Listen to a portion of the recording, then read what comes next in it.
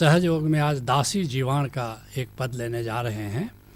दासी जीवाण का जन्म 1748 ईस्वी में हुआ और 1824 ईस्वी तक गुजरात की धरती पर दासी जीवाण अलख जगाती रही। इसके गुरु भीम साहब हैं, बड़े ही पहुँचे हुए संत हैं और दासी जीवाण के कहने का अंदाज़ बड़ा ललित है, बड़ा मधुर है। कहती है दासी जीवाण, देखदा कोई या दिलर माए। सीधे साधना का सूत्र दे रही है। कहती है संसार में तो सब देखते हैं, बाहर तो सब देखते हैं, लेकिन दिल के भीतर उस निराकार में कोई कोई ही देखता है। और साधक कौन है? जो भीतर देखता है। संसारी कौन है? जो बाहर देखता है। साधकों को संबोधित करके कह रही है, साधकों के लिए कह रही है कि ऐसे बिरले साधक हैं जो अपने भीतर देखते हैं, जो अपने निराकार में देखते हैं, जो अपने अंतर आकाश में देखते हैं। और जब अंतर आकाश में देखना शुरू करते हो तब तुम साधक हो। जब तक बाहर के जगत में, बाहर के आकाश में जब तक तुम्हारी नज़र है तब तक तुम संसारी हो। देखदा कोई या दिलर माए, अपने दिल के भीतर, अपने निराकार के भीतर कोई कोई देखता है। और निरखंदा कोई, कोई कोई अपने निराकार में निरखता है। निरखंदा कोई और परखंदा कोई। और निराकार में जो दिखता है उसको परखने वाला कोई बिरला है। सब परख नहीं पाते कि उस निराकार में ओंकार की झनकार हो रही है, उस निराकार में ओंकार का प्रकाश फैला हुआ है। निरखंदा कोई, परखंदा कोई, आ दिलर माए। कहाँ जाकर के निरखना है, कहाँ जाकर के परखना है? अपने दिल में। और जब संत दिल की बात कहता है तो उसका अर्थ निराकार होता है। झननना झननना झन झालर बागे। और अगर देखना शुरू करेगा, निरखना शुरू करेगा, परखना शुरू करेगा तो क्या देखेगा कि वहाँ एक झनकार हो रही है, एक अविरल झनकार हो रही है ओंकार की, जिसके लिए राजस्थान के दरिया साहब कहते हैं, तज विकार आकार तज। संसार को छोड़ो, तज विकार आकार को छोड़ो, अब देह से भी मुक्त हो जाओ, निराकार को ध्याए। अब निराकार में, अपने दिल में आ जाओ और निराकार में बैठकर निराधार लौलाए। और उस निराकार में थिर होकर के उस निराधार ओंकार से लौ लगा लो। तो यही तो अध्यात्म है, यही तो योग है। कहती है दासी जीवाण, बोले बुलावे सब घट बोले। अजीब बात है, हमारा ध्यान नहीं जाता। यद्यपि वो सब घट में वही बोल रहा है, लेकिन संसार के शोर शराबे में हमारा ध्यान जाता है, लेकिन भीतर वो निरंतर जो पुकार दिए चला जा रहा है, निरंतर जो गीत गाए चला रहा है गोविंद, बस उसके गीत की ओर हमारा ध्यान नहीं जाता। बोले बुलावे और सब घट बोले और सब घट माँ रहे हो समाए। और सब घट में वही समाया हुआ है, सब घट में वही स्थित है, जिसके लिए संत नामदेव कहते हैं, सबय घट राम बोले, राम बिना को बोले रे। सारे घट के भीतर वही बोलता है और उसके सिवा कोई बोल भी नहीं सकता। ना तो हम बोलते हैं, ना तो तुम बोलते हो। एक माटी का पुतला बनाकर उसमें खुद ही खुदा बोलता है। हम नहीं बोल रहे हैं, एक्चुअली हमारे भीतर गोविंद ही बोल रहा है। बोलता था नार में और नूर में, था अनलहक बोलता मंसूर में। बोलते को बोलते की चाह है, बोलते में पूछो तो अल्लाह है। बोलता अगर जिस्म से जाता रहा, बोलते को बोल क्या नाता रहा। सारे नाते रिश्ते उस बोलने पर निर्भर है और सबके भीतर वो प्रभु ही बोलता है। बोले बुलावे सब घट भोले और सब घट माँ रहे हो समाए। सबके घट में वही समाया हुआ है गोविंद और वही बोल भी रहा है। कहती है दासी जीवाण, जहाँ ज्यों तिया त्यो। अद्भुत बात कह रही है। वो जहाँ वास कर रहा है वैसा ही दिखता है, वैसा ही हो गया है। हाथी में वास करके हाथी जैसा दिखता है, बंदर में वास करके बंदर जैसा दिखता है, लेकिन बंदर में भी वही गोविंद है जो बंदर बना हुआ है, हाथी में वही गोविंद है जो हाथी बना हुआ है। जैसा ज्यों और तिया त्यो, वैसा ही हो गया है। जिसमें भी प्रवेश किया है वैसा ही हो गया है। और थिर करी थाना दिया ठहराए। और कहती है कि स्वयं को हर जीव के भीतर उसने ठहरा दिया है। जीव चंचल है, शरीर उसका चंचल है, लेकिन वह स्थिर है, वो हिलता डुलता नहीं है, वो कपता नहीं है। इसको संत सुंदरदास ने बड़े प्यारे अंदाज से कहा है, जा घट की उनहार है जैसे ही, अता घट चेतन तैसे हुई दी से। जिस घट की जैसी आकृति है, बस वैसा ही वो चेतन गोविंद दिखाई पड़ता है। हाथी की देह में हाथी सो मानत, जब हाथी में वो आत्मा है तो हाथी की तरह दिखती है, वहाँ उसने हाथी मान लिया है। और चींटी की देह में चींटी करी से, और जब चींटी की देह में वो आत्मा विद्यमान है, वो परमात्मा विद्यमान है, तो चींटी सरीखा प्रतीत होती है। और सिंह की देह में सिंह सो मानत, और शेर के देह में वो समा जाए तो लोग उसको शेर समझना शुरू कर देते हैं। और कीस की देह में मानत कीसे, और बंदर की देह में वो आत्मा प्रवेश कर जाए, परमात्मा प्रवेश कर जाए, तो फिर लोग उसे बंदर समझ लेते हैं। और जैसी उपाधि भई जहाँ सुंदर, जैसा नाम रूप है तय सोई हो ही रहे वो नक्शी से, नक से शीश तक वो वैसा ही दिखता है, लेकिन ये बाहर का रूप है। वास्तव में तो गोविंद चिन्मय है, वास्तव में हमारा चैतन्य अरूप है। कहती है दासी जीवाण, नवे दरवाजा नवी रमत का, 9 दरवाज़ों तक नया नया खेल चलता रहता है। परिवर्तनशील जगत है वहाँ पर, जैसे आँख है, कान है, मुख है, ऐसे जो 9 दरवाजे शरीर के हैं, इन 9 दरवाज़ों में परिवर्तन हो रहा है, लगातार नया नया खेल चल रहा है। लेकिन कहती है दासी जीवान, 10वें महाले वो दिखाए, लेकिन जब 10वां दरवाज़ा पर जाते हो, जब आज्ञा चक्र, जब अपना 10वें द्वार से झांकना शुरू करते हो, तब गोविंद, असली गोविंद का स्वरूप दिखता है।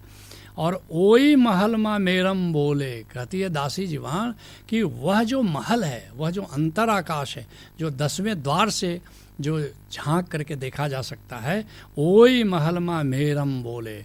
और उसी रहस्यमय आकाश में ये जो रहस्यमय ओंकार है, ये वहाँ पर बोल रहा है, किसी पंछी की तरह गुनगुना रहा है, जिसके लिए मलूक दास कहते हैं, गगन मंडल में अनहद बोले।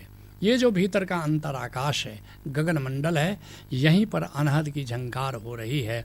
और जाति बरन नहीं जानो, उसकी कोई जाति नहीं है, उसका कोई रंग नहीं है, बस वो जाति और वर्ण और रूपों से मुक्त वो अरूप है, निरंजन है, निराकार है, निर्विकार है, निर्विचार है। कहती है दासी जीवाण, आपा त्यागे ओ घर जाए, लेकिन सब कोई उस घर में नहीं जा सकता, सब कोई निराकार में प्रवेश नहीं पा सकता। कौन जा सकता है? जो अहंकार को छोड़ने को राजी हो, अहंकार ड्रॉप करने को जो राजी हो, वही उस निराकार में प्रवेश पा सकता है। कहती है दासी जीवाण, बिना तारणे बिना तंबूरे, बिना मुखे मुरली रे बजाए। ये जो ओंकार की झनकार हो रही है, इसके लिए कह रही है कि बिना तानपुरा के और बिना तंबूरा बजाए और बिना मुख के वो मुरली बज रही है, बिना तान के तानपुरा बज रहा है, और लगातार एक तंबूरा बज रहा है। तंबूरा है नहीं, मगर तंबूरा बज रहा है, कोई मुख नहीं बजा रहा है, लेकिन एक मुरली सदा बज रही है। कहती है दासी जीवान, बिना डांडिया नौबत बागे, बिना डंडियों के नगाड़ा बज रहा हो जैसे, ऐसा ओंकार है। और ऐसा है कोई वह घर जाए, ऐसा वो घर है जहाँ निरंतर झनकार हो रही है, निरंतर कृष्ण की बांसुरी बज रही है। ऐसा है कोई वाकर जाए, कोई जा कर के तो देखे उस घर को कि कैसे बिना तंबूरे के, बिना तानपुरे के, बिना मुख के वो मुरली बज रही है, वो तानपुरा बज रहा है। कहती है दासी जीवान, सोई दुकानें दड़ दड़ बाग। कहते हैं कि उस दुकान, अगर दुकान कह लो तो वहाँ ऐसा नगाड़ा बज रहा है, ऐसी महफिल सजी हुई है। और कर बिना बाजा बहरनि अहरनिश वाए, बिना हाथ के अहरनिश रात दिन एक बाजा बज रहा है, एक झनकार हो रही है। कहती है दासी जीवान, बिना अरिसे आपा सूझे, वहाँ कोई दर्पण नहीं है, लेकिन अहंकार वहाँ साफ साफ दिखता है। जैसे ही अपने निराकार से, निरंकार से नाता जोड़ लेते हो, वैसे ही तुम्हारा अपना ही अहंकार ऐसे दिखाई पड़ता है जैसे कि कोई शीशे में प्रतिबिंब दिखाई पड़ रहा हो। ऐसा है कोई ऐ घर जाए, ऐसा वो घर है जहाँ पर तुम्हारा अहंकार दिखाई पड़ता है स्पष्ट। कहती है दासी जीवान, जाप अजपा सो घर माही। तुम अजपा अलग से क्या करते हो? क्या अलग से जप करना है? वहाँ तो निरंतर अजपा चल ही रहा है, आती और जाती सांसों से एक निरंतर सोहम चल ही रहा है। लेकिन सोहम के भी पार ये बाजा बज रहा है। एक तो जप है, फिर अजपा है, और अजपा के पार भी एक निरंतर आवाज़ है जो सांसों के पार है, उसी को ओंकार कहते हैं। कहती है दासी जीवाण, जाप अजपा सो घर माही, चंद्र सूरज त्या पोछत नाही। और वहाँ चांद और सूरज वहाँ नहीं पहुँचते। बाहर के जगत में तो चांद और सूरज का प्रकाश है, वहाँ चांद भी नहीं है, सूरज भी नहीं है। वहाँ चांद सूरज जा भी नहीं सकते, लेकिन चांद सूरज के बिना ही वहाँ आलोक छाया हुआ है, वहाँ प्रकाश छाया हुआ है।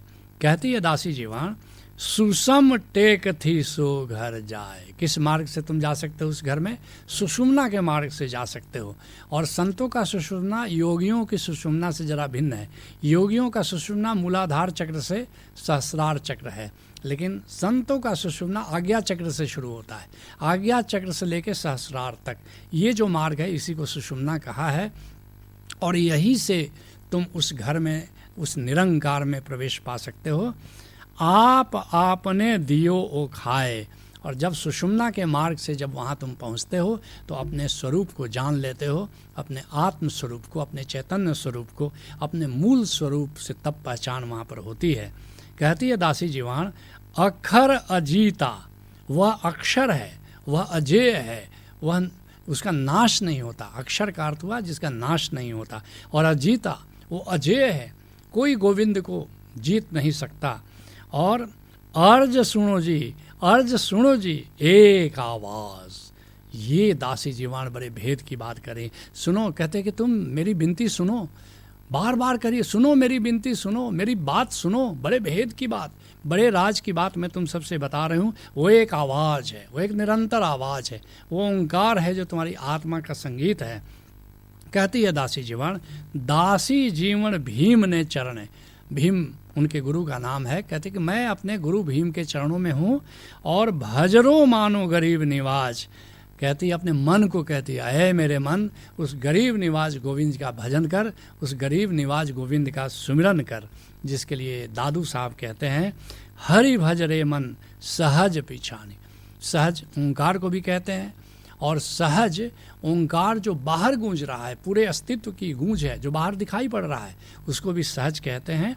जिसको तुम ओशोधारा की सहज समाधि में आकर के जानोगे।